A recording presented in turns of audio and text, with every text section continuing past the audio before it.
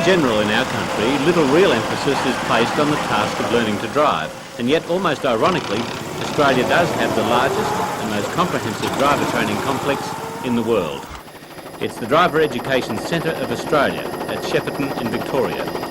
Established in 1971, the centre is a non-profit organisation which comes within the Victorian Government TAFE system. All right, we'll just follow but it is largely self-supporting, simply because so many, from school children to truck drivers, really do want to know more about the business of driving. A little bit more.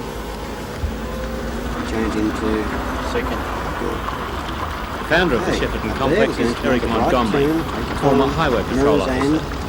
He believes correct driving attitudes should be taught from a young age. Any oncoming vehicles, if not, then they just opposite. Hopefully our long-term philosophy is that as they go through the process of learning from the primary school student into secondary school, into the prepared to drive, that when they come to get a licence and then change into various modes of transport, they'll understand the responsibilities and don't see licence as a right, but more as a privilege that they've got to earn it and understand why they're earning the right to drive.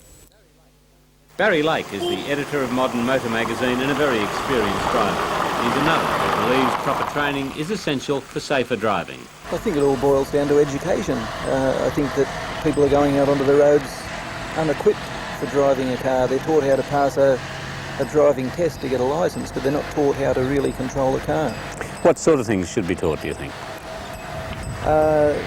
Correct braking, cornering procedures, what to do in an emergency. I mean, there are a lot of things you can teach people to do to avoid an accident, to lessen the effect of an accident, but you can't learn them by experience. I mean, you might be dead the first time you get the practical experience.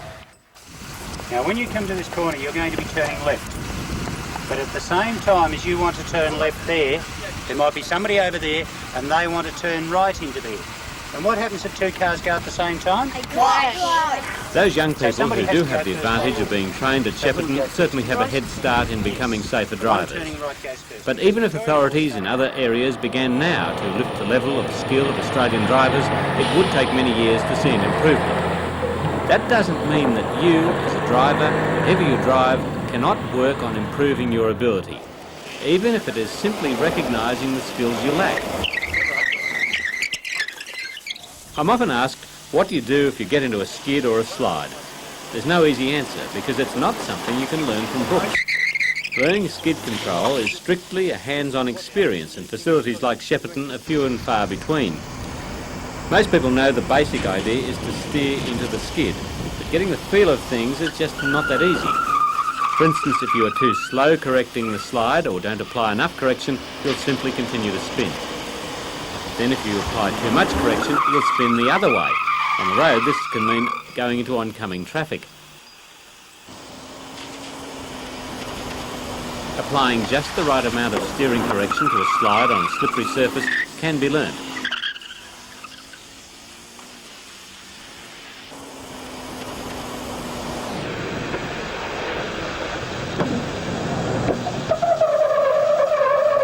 But unfortunately, for a lot of drivers, a skid leads to a crash.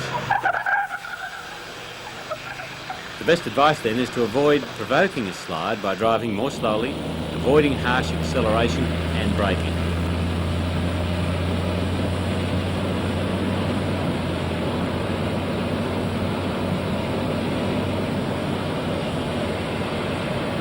One skid you generally can do something about is the one which takes you straight into something that you could have steered around if you got off the brakes.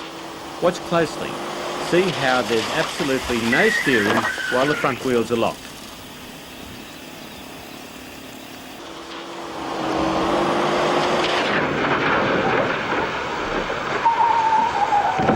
So often drivers could steer out of trouble if they could lighten up on their braking.